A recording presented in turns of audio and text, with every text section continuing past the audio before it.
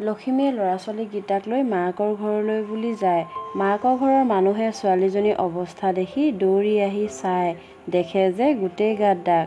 দেউতাকহঁতে দেখি সোধে। লখিমীয়ে সকলো কথা খুলি কয়। দেউতাকে শুনি খঙত থানালৈ যাব লয়। লখিমীয়ে থানালৈ যাব দিয়া নাছিল।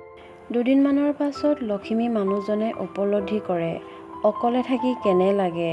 নিজে যেতিয়া সকলোবিলাক কাম কৰিব লগা হৈছিল, ভাতো বনাই খাব লগা হৈছিল, মানুহজনে ভাবিলে উভতাই লৈ আহিমগৈ বুলি।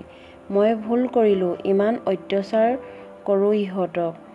মই এনে কৰিব নালাগিছিল। মোৰ যে কি হৈ যায় মই নিজেই নাজানো।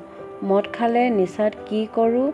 নিজৰ ল'ৰা-ছোৱালীকেইটাকো বহুত অন্যায় কৰিলোঁ। নাই, আজিৰ পৰা মদ খাব কমাব লাগিব আৰু ৰাতিপুৱাই সিহঁতৰ ঘৰলৈ গৈ লৈ আহিবগৈ লাগিব। কেইবাবাৰো মিছা কথা কৈ লৈ আহিছিলোঁ, মদ নাখাওঁ, হুলস্থুল নকৰোঁ বুলি, ভাল হ'ম বুলি। এইবাৰ জানো বিশ্বাস কৰিব? ঘৰৰ মানুহবোৰে পঠিয়াব। মই গৈ ক্ষমা খুজিম। এইবাৰ সঁচাকৈয়ে ভাল হ'ম বুলি ক'ম। পাছদিনা শহুৱেকৰ ঘৰলৈ বুলি যাব লয়। পাছদিনা শহুৱেকৰ ঘৰ পাই কয়গৈ, সিহঁতক নিব আহিছোঁ বুলি। মাকৰ ঘৰৰ মানুহে উভতি যাব দিয়া নাছিল, কাৰণ আকৌ নি মাৰিব বুলি। মানিছিল সি কেতিয়াও সলনি নহয় বুলি, কাৰণ বহুতবাৰ অত্যাচাৰ কৰিছে। সিহঁতি ঘূৰি আহে। অহাৰ পাছত ভাল হ'ম, আজিৰ পৰা এনেকুৱা নকৰোঁ বুলি, এইবাৰলৈ মাফ কৰি দিয়ক বুলি কৈ লৈ যায়। পাছত আকৌ শুনো সি এনেকুৱা কৰিছে বুলি।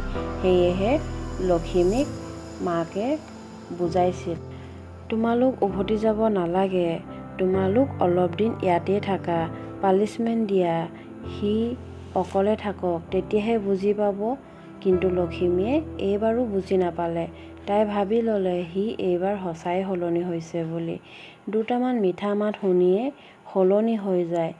যিমানে যি হ'লেও নিজৰ মানুহজন, তাতে আকৌ ভাল পাই বিয়া সোমাইছিল। লখিমীৰ মাক-দেউতাকে জোঁৱায়েকক বুজাইছিল, কাৰণ তেওঁলোকে জানিছিল সি কেতিয়াও সলনি নহয় বুলি। ঘৰলৈ গৈ আকৌ কাজিয়া কৰিব, মাৰিব বুলি। সেয়েহে জোঁৱায়েকক কয়, কিয় সদায় কাজিয়া কৰা? কাজিয়া কৰিব লগা কাৰণ কি? দুয়োটাইতো নিজৰ পচন্দতে বিয়া পাতিছিলা, নিজৰ মতত। কিহৰ বাবে কাজিয়া হয়?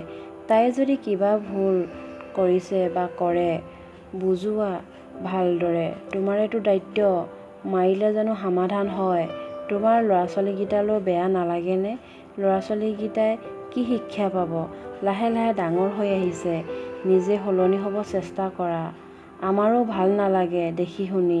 ভালদৰে থকা দেখিলে শুনিলেহে আমাৰো ভাল লাগে। আমিহে জানো কেনেকৈ থাকোঁ। তুমি মদ খাব অলপ কমাবা দেই। এইদৰে খাই থাকিলে কিন্তু বেমাৰত পৰিবা। তোমাৰ কি হ'লে কি হ'ব কোৱা? ইহঁতৰ কথা ভাবিবা। বেমাৰ হ'লে মেডিকেল যাবলৈ পইচা গোটাই থৈছানে? বেমাৰত পৰাটো ইমান কষ্ট নহয়, কিন্তু বেমাৰত ঘূৰা মেলা কৰাজনৰহে কষ্ট। পইচা থাকিলেতো অলপ ভালেই, নাথাকিলে যে আৰু কষ্টত ভুগিব লগা হয়। টেষ্ট কৰিবলৈ দিলে, ঘূৰা মেলা কৰা, লঘোণত থকা, টোপনি ক্ষতি কৰি বেমাৰ ৰখা কিমান যে কষ্টকৰ, বেমাৰীৰ লগত থকাবোৰেহে জানে। নিজে বেমাৰত পৰাটো বেলেগ কথা আৰু নিজে বেমাৰ মাতি অনাটো বেলেগ কথা। সেইবাবে কৈছোঁ, জোঁৱাই, তুমি নিজক নিজে সলনি হ'বলৈ চেষ্টা কৰা। তুমি মদ খোৱা নাই, মদেহে তোমাক খাইছে। নিজৰ কথা, তোমাৰ পৰিয়ালটোৰ কথা ভাবা আৰু তোমাৰ মা-দেউতাৰ কথা ভাবা। তোমালোকে ভালে থাকিলে তোমালোকৰে ভাল। আমিও শান্তিত থাকিব পাৰিম, তোমাৰ মা-দেউতাও শান্তিত থাকিব পাৰিব, তোমাৰ ঘৰখনৰো ভাল হ'ব। দেউতাকে যে খঙত কালিয়েই থানাত যাব লৈছিল, লখিমীয়ে যাবলৈ নিদিলে।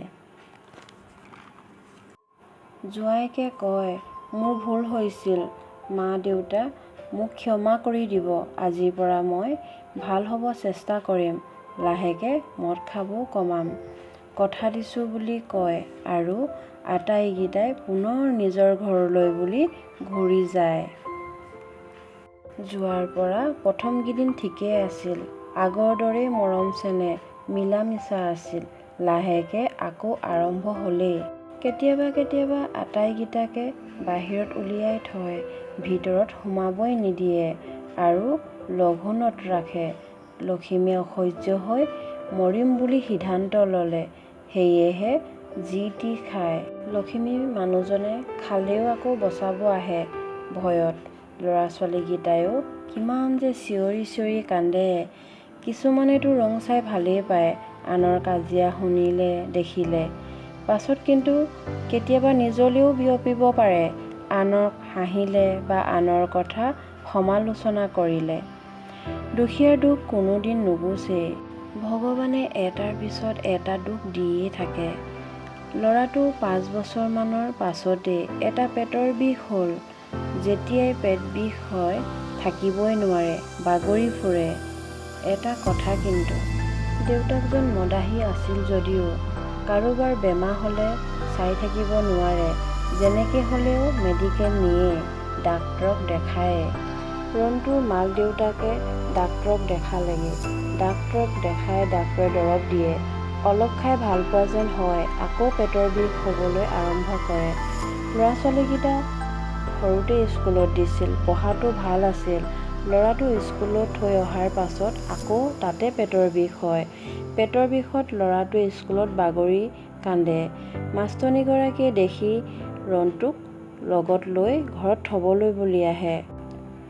ঘৰ পাই ৰন্টু মাকক কয়, ভালদৰে ডাক্তৰক দেখাওক, এইদৰে চাই থাকিলে নহ'ব। কি বা হৈছে, বহুত কষ্ট পাই আছে কিন্তু দেই, দেখিয়ে বেয়া লাগিছে। সেইবাবে মই লগে লগে ঘৰত থ'ব আহিলোঁ। বেছি হ'লে পাছত অসুবিধা হ'ব, অলপ হওঁতেই ভাল কৰিলেহে ভাল হ'ব বুলি কয়। ৰন্টু মাকে কয়, দুদিনমানৰ আগত মেডিকেল নিছিলোঁ। ডাক্তৰে চাই দৰৱ দি পঠাইছিল। ভাল নাপালে আকৌ নিব কৈছিল। দৰৱ খুৱাই আছোঁ, অলপ ভাল পাইছিল। কিন্তু আকৌ বিষটো দেখোন আৰম্ভ হৈছে। কাইলৈ কিবা কৰি আকৌ লৈহে যাম বুলি কয়। ইহঁতৰ বেমাৰ আজাৰ হ'লে চিন্তাই হয় অ'। মেডিকেল নিবলৈ চিন্তা কৰিব লগা হয়, পইচা অভাৱৰ বাবে। মানুহজনে হাজিৰাহে কৰে।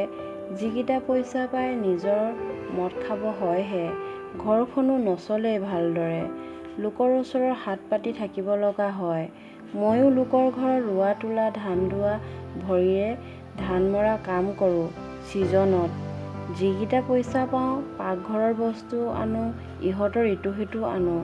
কাম কৰি ধাৰ মাৰি দিম বুলি পইচা অলপ বিচাৰি মেডিকেলে নিব লাগিব। এইদৰে বহি চাই থাকিলেতো নহ'ব। কিমান কষ্টত থাকিব, চাই থাকিব নোৱাৰোঁ। ল'ৰা-ছোৱালী বেমাৰ হোৱাতকৈ মোৰ হ'লেহে ভাল পাওঁ বুলি কয়। অলপ পাছতে মাষ্টৰনীগৰাকীয়ে স্কুললৈ বুলি ঘূৰি যায়। পাছদিনা আকৌ